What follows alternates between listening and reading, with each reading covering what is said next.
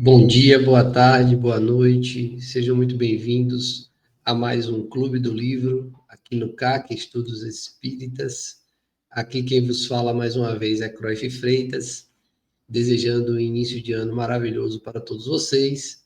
E vamos continuar com a nossa leitura habitual, às segundas, do nosso Clube do Livro, convidando você também para seguir o CAC no Instagram, @CAC Estudos Espíritas, e também para se inscrever no YouTube CAC Estudos Espíritas e ativar as notificações, principalmente nesse período, isso é importante, para que vocês tenham acesso aos nossos próximos encontros, principalmente ao retorno dos estudos ao vivo sobre mediunidade e talvez algumas novidades a mais. Então, hoje nós estamos aqui para o Clube do Livro. Bora? Aqui o nosso slide padrão do CAC, Kardec, Amor e Caridade. E hoje nós estamos iniciando o capítulo 20. Já galgamos até aqui 19 capítulos desse livro, com o prefácio. Foram 20 vídeos. E estamos entrando no capítulo que trata de mediunidade e oração. Lembrando que a obra é nos domínios da mediunidade, lembrando que essa obra foi psicografada por Francisco Cândido Xavier e ditada pelo espírito André Luiz, nos elucidando da vida no mundo espiritual. Essa coleção ditada por André Luiz elucida, explica como funciona a vida no plano espiritual, no mundo invisível. E, nesta obra magnífica, especificamente, ele trata da mediunidade. E observamos até aqui que a mediunidade está presente em tudo, não só dentro de um centro espírita, não só dentro do centro espírita na reunião mediúnica. Está presente em todos os momentos da nossa vida, porque é algo inerente ao homem. Então, vamos, sem mais delongas, sem mais atrasos, vamos continuar ouvindo André Luiz. E ele começa no capítulo que diz mediunidade e oração. Veja que a mediunidade dificilmente está sozinha, e agora ela está acompanhada da oração. Mediunidade e oração. Em estreito aposento, uma senhora apresentando 70 anos de idade acusava a aflitiva dispneia, falta de ar. A pequena Márcia, agitando um leque improvisado, propiciava-lhe ar fresco. Ao lado da enferma, porém, uma entidade de aspecto desagradável exibia a estranha máscara de perturbação e sofrimento, imantando-se a ela e agravando-lhe os tormentos físicos. Tratava-se de um homem desencarnado, demonstrando no olhar a alienação mental evidente. Só para relembrar, estamos aqui diante da mãe da Elisa, não, como é o nome da moça? Deixa eu lembrar aqui, viu, gente? É a mãe de Anésia. Estamos aqui diante da mãe da Anésia, que estava sendo socorrida pela netinha Márcia, que deixou a mesa de jantar no capítulo anterior para ir ter com a avó que está doente em momentos finais da encarnação. E Anésia saiu também da conversa com Jovino, seu esposo, e se dirigiu ao quarto para fazer as orações habituais no horário programado pela saúde da enferma, que é sua genitora, que é sua mãe. Então, ela estava aqui, André Luiz está aqui relatando o quadro da mãe de Anésia, que estava com falta de ar, e que além dos tormentos físicos normais de um final de vida, porque ela já vinha doente, ela estava ali acompanhada de um desencarnado que estava com o olhar de alienação mental evidente, que estava aumentando o sofrimento daquela senhora que já estava em dificuldades. Vamos seguir. Enquanto Anésia se acomodava junto à doente, então veja que ela chegou próximo da mãe, com inexcedível ternura, procurando esquecer-se de si mesma para ajudá-la, Aulus informou prestimoso. Aulus, o nosso orientador espiritual de André Luiz e Hilário, né? Temos aqui nossa irmã Elisa, em avançado processo liberatório. Vive as últimas horas no corpo carnal. Então veja que a mãe de Anésia se chamava Elisa e ela estava no processo liberatório, ou seja, o perispírito estava aos poucos se desenlaçando do corpo físico. É um desenlace, não é um corte. Os laços são desfeitos. Um corte é algo mais brusco. Nesse caso, ele estava num processo liberatório e o perispírito ia, aos poucos, tirando as ligações com o corpo físico e ela estava nas últimas horas no corpo carnal. E este homem, de triste apresentação que lhe guarda a cabeceira, perguntou Hilário, indicando a entidade que não nos via. Olha que interessante, mais uma vez, essa expressão. Que a entidade não conseguia ver os outros espíritos que ali estavam. Pelo menos não conseguia ver Hilário, André Luiz e Aulus. Por quê? Porque a faixa de vibração dessa entidade, em um estado de alienação mental, fazia com que ela estivesse mais próxima da matéria do que do plano invisível. E ela ainda estava ali aprisionada no plano invisível. Ou, perdão, no plano material, sendo que não tinha sequer a capacidade para ver os espíritos que a rodeavam de uma ordem superior, espíritos melhores. Continuando. Este é um infortunado filho de nossa veneranda amiga, há muitos anos distanciado da experiência física. Teve a infelicidade de chafurdar no vício da embriaguez e foi assassinado numa noite de extravagância. A genitora, porém, dele se recorda como a um herói e a evocá-lo incessantemente, retém o infeliz ao pé do próprio leito. Olha que fantástica essa informação. Às vezes, nós evocamos mentalmente nossos antepassados, principalmente aqueles a quem tivemos maior afeição. Evocamos e invocamos. Aí você pesquisa o que é, qual é a diferença depois. E às vezes nós pedimos a eles ajuda, a presença, a companhia, mas nós não sabemos qual é o estado desses espíritos no plano invisível. Veja que para aquela senhora, ele era um herói, mas ele morreu assassinado e ele exagerava no álcool. Estava num estado deprimente ainda no plano espiritual, apesar de ter um tempo já distante da experiência carnal, da experiência na matéria. E em vez de chegar ali para o socorro, para o auxílio, ele estava potencializando a dor dela. Então nós precisamos ter muito cuidado quando pensarmos nos nossos entes queridos que estão desencarnados. Aí alguns se revoltam comigo. Cruyff, você está dizendo que eu não posso ter saudade? Você está dizendo que eu não vou lembrar de meus pais, de meus irmãos, ou de um filho querido que já desencarnou? Absolutamente não. Não estou dizendo isso. Estou dizendo que mantê-los ao nosso lado pelo poder do nosso magnetismo humano, que vai, através do nosso pensamento, atraí-los para nós, sem saber em qual condição eles estão, é um risco para quem está pensando e quem está na carne, para quem está encarnado. Então, vejam, a evocá-lo incessantemente, ela encarnada retém o infeliz ao pé do próprio leito. Então, ela está prejudicando ele e está se prejudicando. Então, vamos ter cuidado. A doutrina está aí para nos iluminar, para nos dizer que a morte não acaba com a pessoa.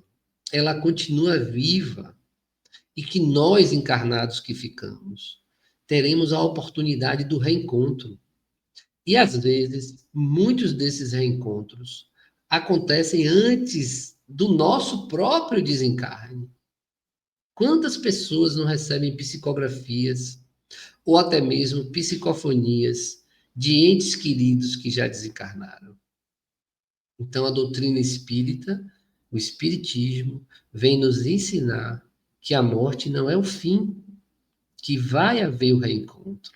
O que nós não podemos é entrar nesse estado de desespero, de apego, de atrair mentalmente esses nossos familiares que desencarnaram, no risco de prejudicar a eles e no risco de também nos prejudicarmos. Precisamos ter bastante atenção com isso, meus irmãos. Eu sei que a dor é terrível. Meu pai já desencarnou, já tem 12 anos. Então, hoje eu consigo falar com a maior tranquilidade disso. Já tive 2 ou 3 comunicações com ele. Eu falo 2 ou 3 porque em uma eu estava presente, mas ele não veio falar comigo, ele veio falar com meu irmão. Mas tudo bem, eu estava lá.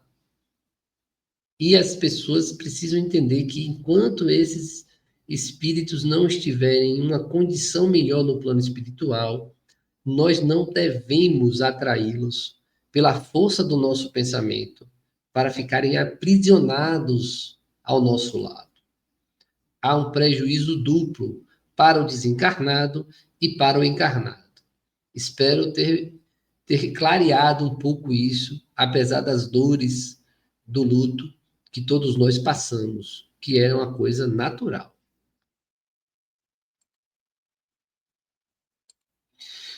Ora essa, por quê? Perguntou Hilário.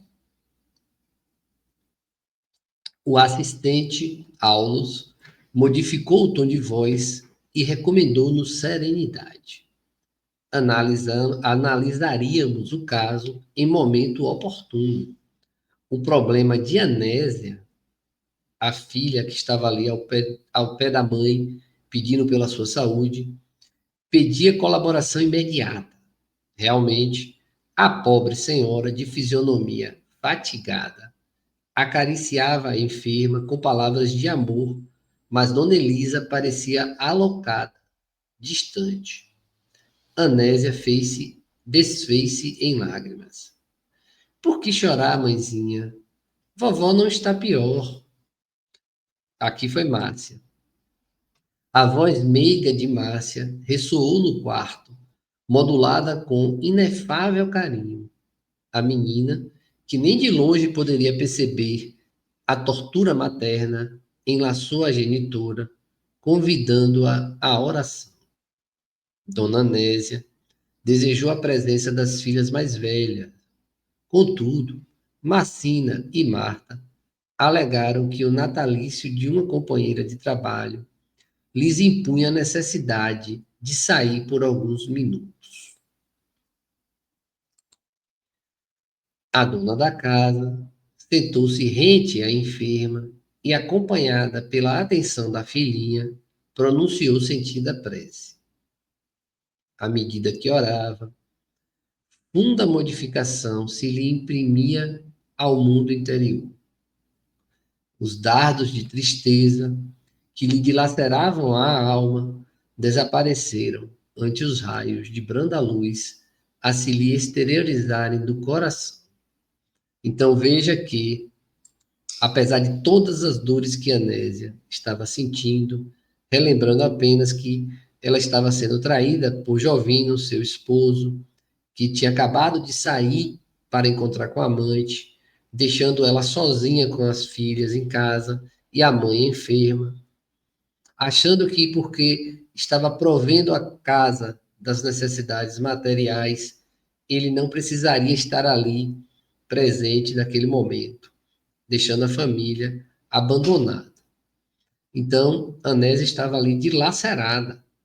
E ainda assim, mesmo sofrendo com aquela situação, com Jovino, que estava com uma ligação muito forte com a amante, a ponto de afetar a própria Anésia pelas ligações do matrimônio, pelas ligações fluídicas existentes entre um casal, que são muito fortes. Ela então estava sendo afetada por aquela interferência telepática da amante de Jovino. Naquele momento, ela entrou em um estado de concentração e se permitiu buscar no seu coração, no seu íntimo, no seu interior, as forças para ajudar sua mãezinha. Veja a ligação com a maternidade, com a sua genitora, a potência que isso fez com que a Nésia se encontrasse e entrasse no estado de oração. E olha o que aconteceu. Desde esse instante, qual se houver acendido uma lâmpada em plena obscuridade, vários desencarnados sofredores penetraram o quarto, abeirando-se dela à maneira de doentes, solicitando medicação. Vou fazer aqui uma comparação bem esdrúxula. É o mesmo que você estar rodeado de cachorros e chegar com um pedaço de picanha cru. Eles vão rodear você e partir para cima de você, precisando daquela picanha. No caso de Anésia, a sua vibração positiva, a sua oração, colocou ela emitindo raios benéficos que eram como medicação para aqueles irmãos sofredores. E observem, eles nem estavam no quarto. O fato dela ter entrado naquele momento de oração atraiu esses irmãos completamente necessitados. Vejam que a quantidade de desencarnados necessitados é muito grande, meus irmãos. Por isso que não falta trabalho para os nós médios aqui encarnados.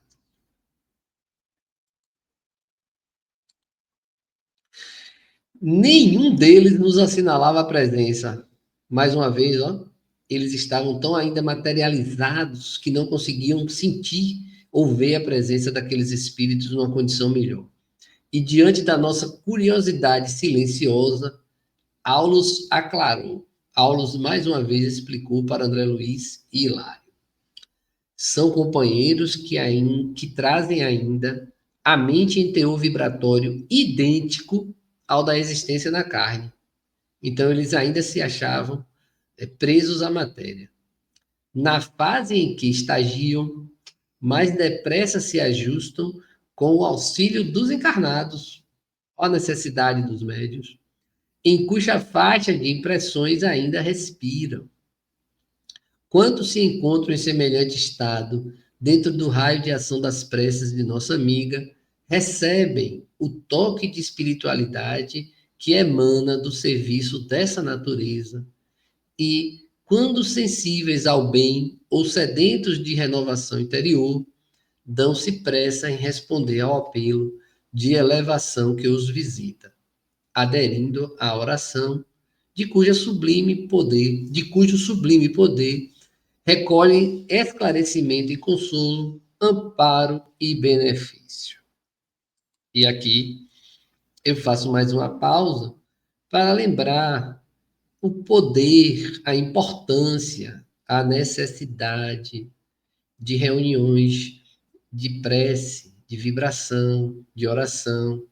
Eu sei que muitas pessoas acham momentos chatos, muitas pessoas ficam impacientes e nem conseguem entrar no estado de oração e prece. Mas vejam que essas reuniões também têm o poder de ajudar fluidicamente, espiritualmente, esses desencarnados, muitos, meus irmãos. Não estou falando de um ou dois, não. Estou falando de muitos irmãos desencarnados em estado de necessidade. E quando nós proporcionamos isso, seja no culto do Evangelho no lar, seja na oração quando você chega ao seu trabalho, quando você vai embora, seja num lugar onde você chega e sente uma vibração diferente, nós estamos contribuindo para o auxílio. Isso também é caridade. Pense nisso. Quanto valor no insignificante ato de fé. Isso falou Hilário. Então, olha a frase de Hilário. Quanto valor no insignificante ato de fé. Ele classificou aquele momento de oração em insignificante. E é assim que muitos de nós pensamos. Ah, é minha prece? Eu estou aqui sozinho, eu vou fazer uma prece? Será que vão me escutar? Será que Deus vai me escutar? O assistente afagou a fronte inquieta de Hilário e concordou. Ó, Aulus concordou. Sim, o homem terrestre criou enormes complicações ao seu caminho. Contudo, a morte constrange-o a regressar aos alicerces da simplicidade para a regeneração da própria vida. É, meus irmãos, vamos precisar morrer e renascer para entender a simplicidade necessária para a nossa regeneração. Na própria vida, que vida? Nessa vida eterna na qual estamos, seja no momento encarnados, seja daqui a pouco desencarnados, porque isso não poderemos mudar. É uma lei da natureza, é uma lei de Deus, imutável, porque Deus é imutável. Então, todos nós vamos desencarnar e vamos reencarnar até alcançarmos a perfeição. Continuando. A essa altura, Anésio abriu o precioso livro de meditações evangélicas, acreditando agir ao acaso. Mas o tema, em verdade, foi escolhido por Teonília, que lhe vigiava bondosa os movimentos. Teonília, para quem não lembra, é a mentora que também trabalha no centro espírita, onde Anésia frequenta e é trabalhadora, e pediu ajuda a Aulus para que intercedesse por ela, vendo aquele sofrimento todo de uma trabalhadora tão valorosa. E é assim que nós somos ajudados. Às vezes nós nem pedimos ao plano espiritual, mas a trabalhadora do plano invisível, Teonília, afeiçoada à Anésia, pediu ajuda para Aulus, André Luiz e Hilário intercederem por ela. Veja também que a mensagem a gente acha que foi por um acaso. E ela veio escolhida pelo mentor, por aquele trabalhador do invisível, para cair exatamente. Aí a gente fica, oh, que coincidência. Ontem, no culto do Evangelho do Lar, da nossa família, um pouco antes, alguém falou assim: deixai vir a mim as criancinhas. Tem alguma coisa disso na Bíblia? Não tem? E ficamos falando daquela mensagem, daquela passagem que Jesus diz aos discípulos, para deixar que as crianças se aproximassem dele, porque delas é o reino dos céus. E quem não se comportar, quem não for como uma criança, não terá a chance de entrar no reino dos céus. Falando daquela inocência, daquela confiança, e daquele estado de ignorância reconhecida em que nós precisamos nos colocar diante do plano espiritual, pela nossa falta de conhecimento, para termos mais humildade e nos comportarmos como uma criança que acredita, que confia, sem pensar o contrário.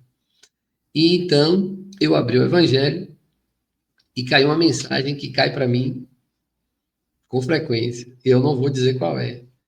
Só que eu, no auge da minha perfeição, que não existe, disse: não aguento mais. Já sei de cor, vou ler em casa quando eu chegar novamente. E, por enquanto, eu vou dar a oportunidade que outra pessoa abra. E então, pedimos que uma das criancinhas abrisse o Evangelho. E qual a surpresa? Deixai vir a minhas criancinhas. Exatamente assim. Então, precisamos deixar de acreditar no acaso, deixar de acreditar. Por que é tão fácil acreditar que é um acaso, né? Por que não entender que eles estão do nosso lado, que eles estão escutando a nossa conversa e que eles têm essa condição de escolher qual a mensagem que nós precisamos ler, não só por nós, muitas vezes por aqueles desencarnados que estão ao nosso lado. Então, vamos despertar para a doutrina espírita, para esses ensinamentos e parar de, estou impressionado com isso. Não podemos continuar nessa fase. Precisamos mudar de fase, como os jogadores de videogame. Precisamos mudar de fase, superar essa fase. E isso é uma das coisas que acontece com bastante frequência, muita frequência. Então, quando isso acontecer novamente com você, você vai lembrar que tem alguém aí do seu lado e que sabe que essa mensagem precisa ser lida. Agradeça, direcione um pensamento de afeto, retribuindo esse cuidado que foi dado. Continuando. Com surpresa, a dona da casa notou que o texto se reportava à necessidade do trabalho e do perdão. Dócil, correspondendo à influenciação da mentora espiritual, a esposa de Jovino começou a falar sabiamente sobre os impositivos do serviço e da tolerância construtiva em favor da edificação justa do bem. A voz dela, fluente e suave, transmitia, sem que ela mesma percebesse, o pensamento de Teonília, que com isso buscava socorrer-lhe o coração atormentado. Numa pausa mais longa, Márcia reparou com inteligência a filhinha. Continue, mãezinha, continue. Tenho a ideia de que nos achamos à frente de enorme multidão. Olha a mediunidade da menina, que devia ter aí os 14 anos, aflorando. Tenho a ideia de que nos achamos à frente de enorme multidão. E sem refletir que estava pregando, acima de tudo para si mesma, Anésia adiantou. Sim, minha filha, estamos sozinhas porque a vovó, fatigada, não nos ouve. Isso, porém, é só na aparência. Muitos irmãos desencarnados, de certo, permanecem aqui conosco e acompanham nosso culto de oração. E prosseguiu nos comentários que, efetivamente, acendia um novo ânimo nas almas presentes, ávidas de luz, tanto quanto sequiosas de paz e refazimento. Então vejam como a oração estava gerando um ambiente bondoso, propício à regeneração daqueles irmãos e também da enferma.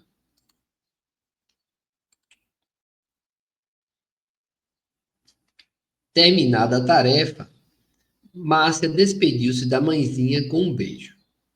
O serviço escolar da manhã exigia o repouso mais cedo.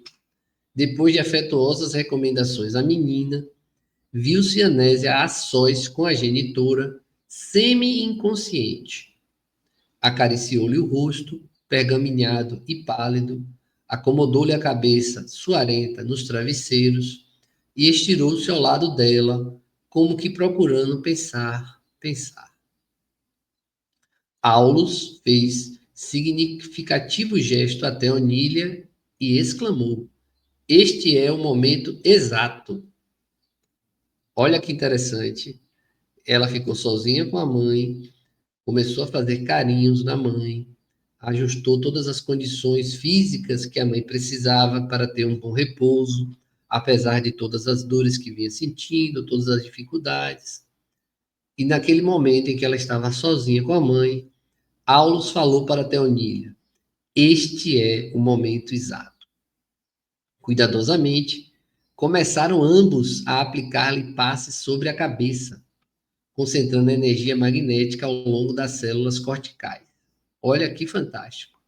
2 mentores aplicando passes magnéticos na enferma e na sua filha. E aí, ó, a Anésia viu-se presa de branda hipnose, que ela própria atribuía ao cansaço e não relutou. Ou seja, ela estava entrando em transe. Em breves instantes, deixava o corpo denso na prostração do sono, vindo ao nosso encontro em desdobramento quase natural. Não parecia, contudo, tão consciente em nosso plano quanto seria de desejar. Então veja, apesar do desdobramento ser algo natural, com o sono, ela ali, ao lado de espíritos que estavam para o auxílio, não tinha muita consciência ainda. Normal, gente, absolutamente normal. Centralizada no afeto ao marido, Jovino constituía-lhe obcecante preocupação. Então, ela só pensava no marido. Reconheceu Theonília e Aulus por benfeitores e lançou no significativo olhar de simpatia. No entanto, mostrava-se atordoada. Queria ver o esposo, ouvir o esposo. Vejam que, apesar dela estar ali em auxílio da mãe, dela ter conseguido ajudar não só a mãe, como outros espíritos desencarnados, necessitados com a oração, ao desdobrar, depois dos passes magnéticos espirituais que recebeu, ela só queria ver o esposo, ouvir o esposo, porque ela estava obcecada de preocupação por ele. Normal. O assistente deliberou satisfazê-la. Amparada pelos braços da admirável amiga, tomou a direção que lhe pareceu acertada, como quem possuía de antemão todos os dados necessários à localização do marido. Então, Aulus já sabia de tudo, né?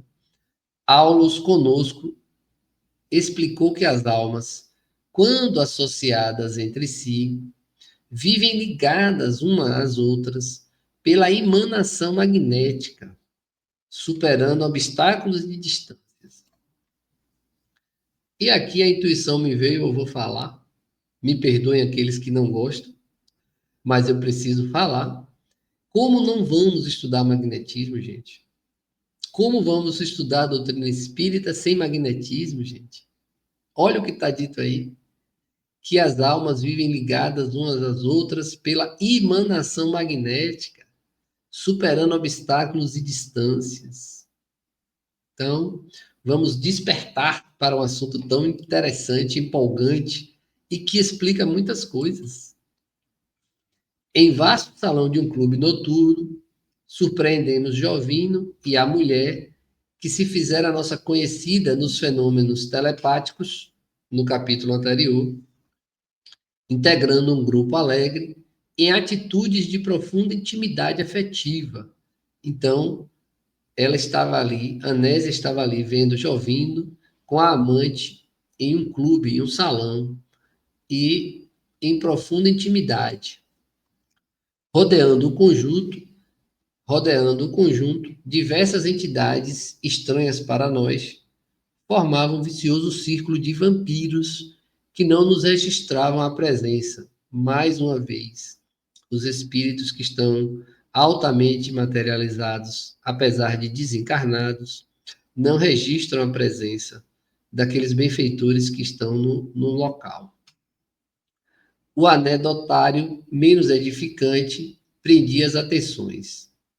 Ao defrontar o companheiro na posição em que se achava, Anésia desferiu doloroso grito e caiu em pranto. Ela não aguentou ver o marido com outra.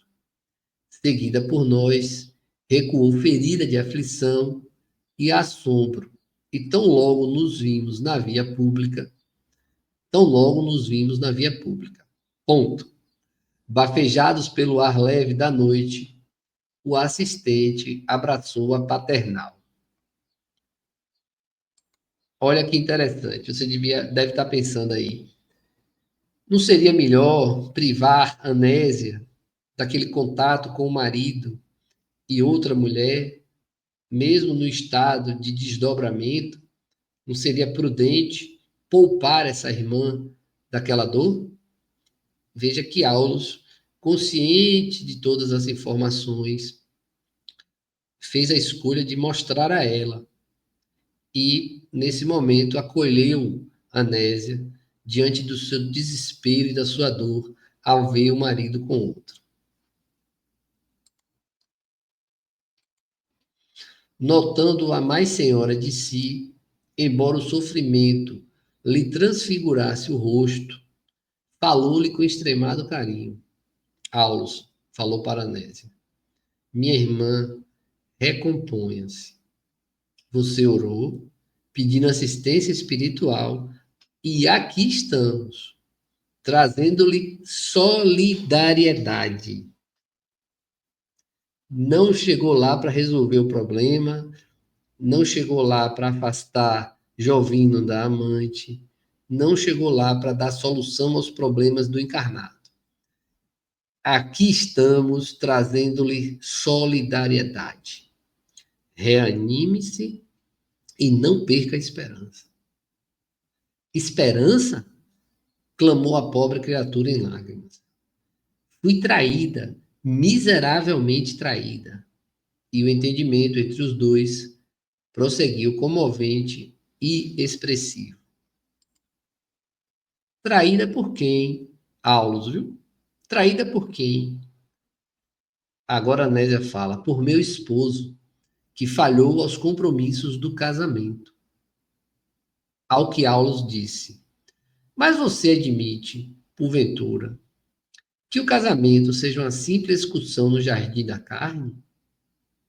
Supôs que o matrimônio terrestre fosse apenas a música da ilusão a eternizar-se no tempo? Minha amiga, o lar é uma escola em que as almas se reaproximam para o serviço da sua própria regeneração, com vistas ao aprimoramento que nos cabe apresentar de futuro. Você ignora que no educandário há professores e alunos? Desconhece que os melhores devem ajudar aos menos bons? Olha que lição a aula está dando. Muitas vezes difícil para nós. Difícil para nós. Mas imagine você, professor, reclamando do aluno.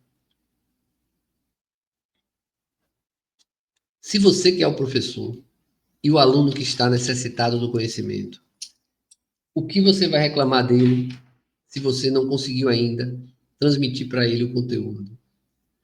Olha que responsabilidade. Eu sei que tem muito professor reclamando de aluno, preguiçoso, não quer estudar, não faz nada. Não é isso aí não que eu estou falando. Eu estou falando aqui que Aulus está chamando Anésia para entender o seguinte: o casamento, a vida a dois, não quer dizer que as duas pessoas estão no mesmo nível. No educandário existem professores e alunos. Existem aqueles que estão um pouco acima em conhecimento e devem ajudar os que estão um pouco abaixo. E é na família, e é na união entre duas pessoas que essas oportunidades de aprendizado acontecem. A interlocutora, chamada Abrios, sustou a lamentação, parou de reclamar. Ainda assim, após fitar o nosso orientador com estranhada confiança, alegou triste. Mas Jovino, Aulus, porém, cortou-lhe a frase, acrescentando. Cortou logo, tá vendo? Não deixou ela lamentar mais. Esquece-se de que seu esposo precisa muito mais agora de seu entendimento e carinho? Olha, olha que difícil, gente. Olha que difícil. O Jovino está traindo a Anésia. A Anésia está sofrendo porque viu Jovino com outra mulher em desdobramento, não foi nem fisicamente, foi em desdobramento. E o assistente espiritual vira para ela e diz: esquece-se de que seu esposo precisa muito mais agora de seu entendimento e carinho. Nem sempre a mulher poderá ver no companheiro o homem amado com ternura, mas sim, só um instante, porque vocês sabem que nossos vídeos, eles são, não tem edição, e esse que vos fala esqueceu de colocar o notebook na tomada, e ele está aqui me avisando que em pouco tempo vai nos abandonar, e para que isso não aconteça, eu vou até a tomada. Me aguarde.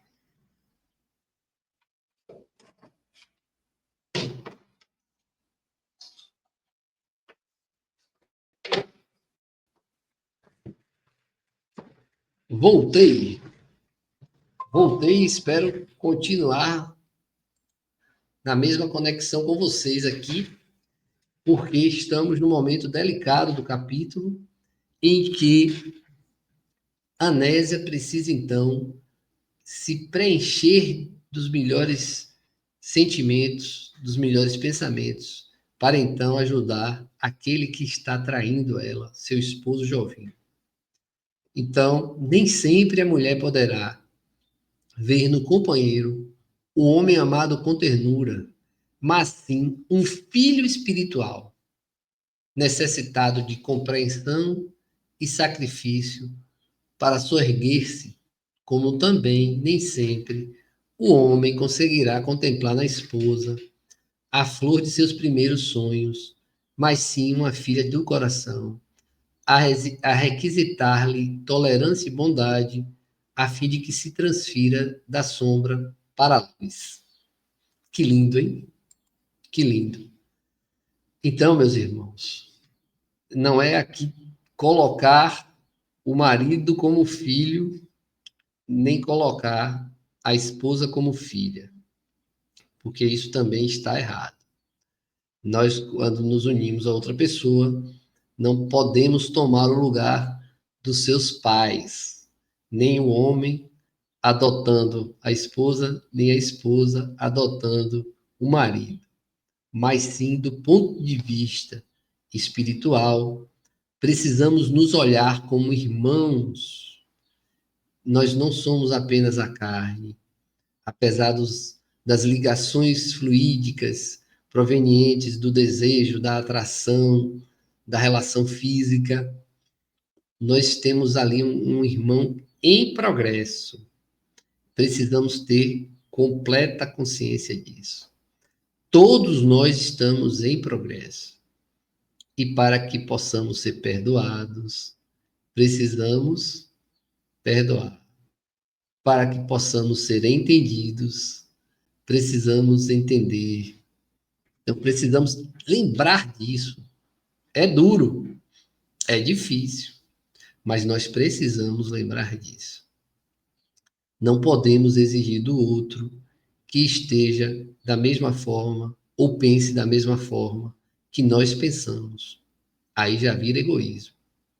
É óbvio que vamos atrair pessoas que estão próximas, mas dificilmente vamos concordar em tudo. E aí é necessário o respeito, é necessário a compreensão, é necessário o afeto, esse entendimento de que em algum momento a pessoa vai melhorar, porque vai, pode não ser nessa encarnação, mas que vai progredir, vai. É a lei. Então, precisamos estar. A doutrina espírita nos traz para esse olhar difícil para os encarnados, de que a vida continua, de que a imortalidade é uma certeza e de que em algum momento o progresso vem. Retroagir nunca, progredir sempre. No máximo conseguiremos ficar estacionados, o que não é bom. Então, o ideal é o progresso.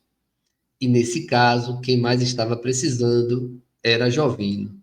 Jovino estava fazendo, do ponto de vista moral, a coisa errada, mas Anésia estava sendo conclamada a fazer, do ponto de vista moral, a coisa certa. Então vamos seguir com aulas ainda. Anésia, o amor não é tão somente a aventura rósea e doce do sexo perfeitamente atendido. É uma luz que brilha mais alto, inspirando a coragem da renúncia e do perdão incondicionais em favor do ser e dos seres que nós amamos. Jovino é uma planta que o Senhor lhe confiou às mãos de jardineira. É compreensível que a planta seja assaltada pelos parasitas ou pelos vermes da morte. Todavia, não há a recear se a jardineira está vigilante. Olha que maravilhoso. Nesse ponto das belas palavras do instrutor, a mãezinha de Márcia voltou-se para ele, à maneira de um doente agarrando-se ao médico, e rogou em voz súplice: Sim, sim, reconheço. Entretanto, não me deixe sozinha. Sinto-me atribulada. Que fazer da mulher que o domina? Nela vejo a perturbação e o fel de nossa casa. Assemelha-se a um espírito diabólico, fascinando-o e destruindo-o. Olha como ela já remete o problema como se fosse responsabilidade da amante. E Aulus vai explicar. Não se refira a ela assim, com palavras amargas. É também nossa irmã, vitimada por lastimáveis enganos.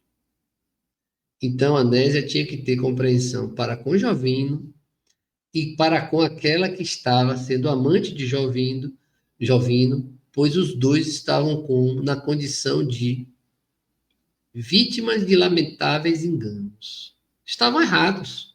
Aulus não está dizendo que eles estavam certos, mas, usando da sua condição avançada, estava dizendo para não atribuir a ela palavras amargas, porque ela também era e é nossa irmã.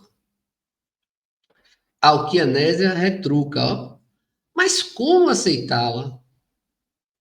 Percebo-lhe a influência maligna. Parece uma serpente invisível, trazendo consigo pavorosos monstros para junto de nós. Nosso templo doméstico, nossa casa, por isso, transformou-se no inferno em que não mais nos entendemos. Tudo agora é fracasso, desarmonia e insegurança. Que fazer de semelhante criatura? Olha, já chamou de criatura. Aulus explica. Compadeçamo-nos dela. Terrível ser-lhe-á o despertamento. Compaixão? Falou Anésia. E que outra melhor represária, senão essa? Falou Aulus. Aí Anésia vai e diz: não seria mais justo situá-la na reparação dos próprios erros? Não seria mais certo relegá-la ao lugar escuro que merece? Anésia aqui queria dar uma enquadrada nela. Né? Aulus, porém, tomou-lhe a destra inquieta e esclareceu: abstenhamo-nos de julgar. Consoante a lição do mestre que hoje abraçamos, o amor deve ser nossa única atitude para com os adversários. Amai os inimigos, hein? A vingança, né, é a alma da magia negra. Mal por mal significa o eclipse absoluto da razão. E sob o império da sombra, que poderemos aguardar senão a cegueira e a morte? Por mais aflitiva lhe seja a lembrança dessa mulher, recorde-a em suas preces e em suas meditações, por irmã necessitada de nossa assistência fraterna. Então veja que Aulus pede à Anésia uma mudança em como pensar naquela irmã que está tentando tirar o seu marido. Pede que ela mude a forma como pensar naquela mulher, não como uma vilã, e sim como uma irmã necessitada de assistência fraterna. Ainda não readquirimos nossa memória integral do passado e nem sabemos o que nos ocorrerá no futuro. Quem terá sido ela no passado, no pretérito? Alguém que ajudamos ou ferimos? Quem será para nós no porvir, no futuro? Nossa mãe ou nossa filha? Não contene, não condene. O ódio é como um incêndio que tudo consome, mas o amor sabe como apagar o fogo e reconstruir. Segundo a lei, ó, segundo a lei, que lei, gente? A lei de Deus. O bem neutraliza o mal, que se transforma, por fim, em servidor do próprio bem. Isso é fantástico. Ainda que tudo pareça conspirar contra a sua felicidade, ame e ajude sempre, porque o tempo se incumbirá de expulsar as trevas que nos visitam à medida que se nos aumente o mérito moral.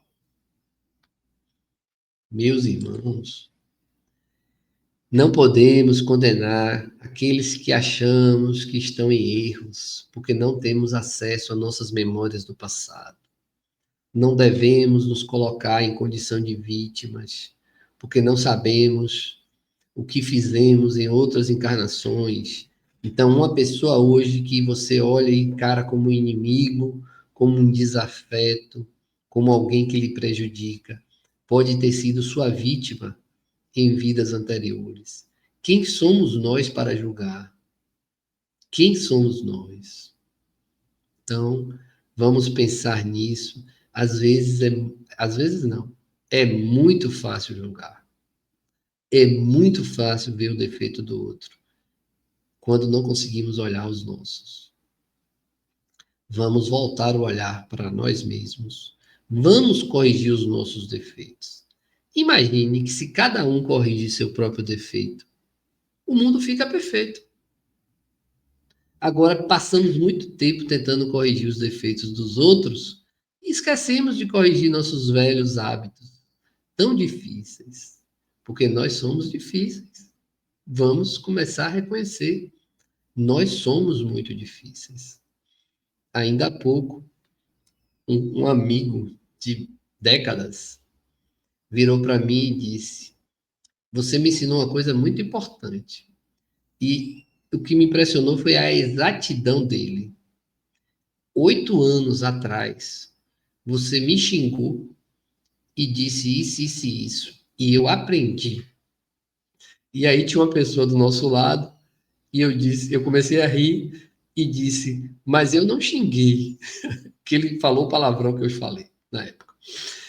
E a pessoa que estava do meu lado disse, mas ele nem xinga, ele nem fala palavrão. Aí eu disse, agora. E ainda estou na luta, porque tem vezes que sai. E ele disse, não, ele falou isso e foi importante porque me alcançou e me atingiu. E eu aprendi a lição. Aí eu fiquei rindo, né? E dizendo assim, poxa, eu já melhorei, né? Já alcancei uma melhora. De vez em quando ainda sai palavrão, é óbvio. Não fiquem pensando, Cruyff está ali lendo nos domínios da mediunidade, mas Cruyff não fala palavrão. Basta tomar uma fechada no trânsito que escapa às vezes.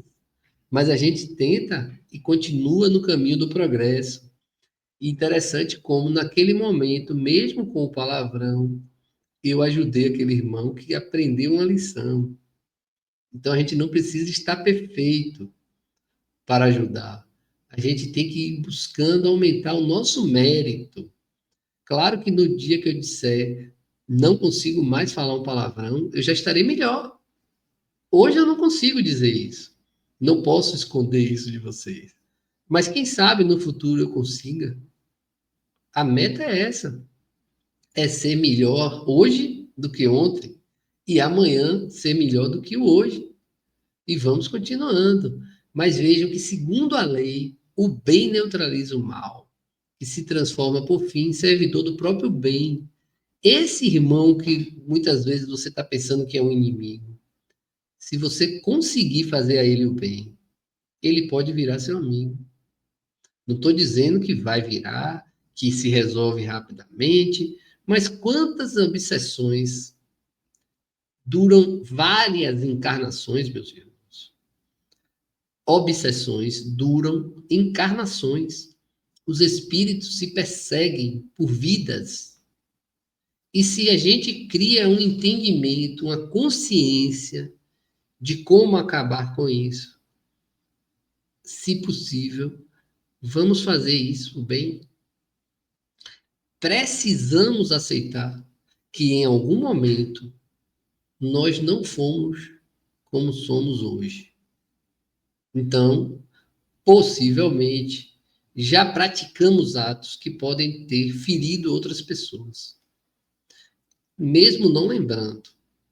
Tendo essa consciência da possibilidade, precisamos ser mais humildes, precisamos ser menos orgulhosos, menos egoístas, até eliminar completamente esse orgulho e esse egoísmo que temos. Esse é o caminho. E aumentar o nosso mérito moral. Anésia, assemelhando-se a uma criança resignada, ó, vinde a minhas criancinhas, pousou no benfeitor os olhos límpidos, como a prometer-lhe obediência, e Aulos, afagando-a, recomendou: volte ao lar e use a humildade e o perdão, o trabalho e a prece, a bondade e o silêncio, na defesa de sua segurança. A mãezinha enferma e as filhinhas reclamam-lhe amor puro, tanto quanto o nosso Jovino, que voltará mais experiente ao refúgio de seu coração. Olha as orientações do benfeitor.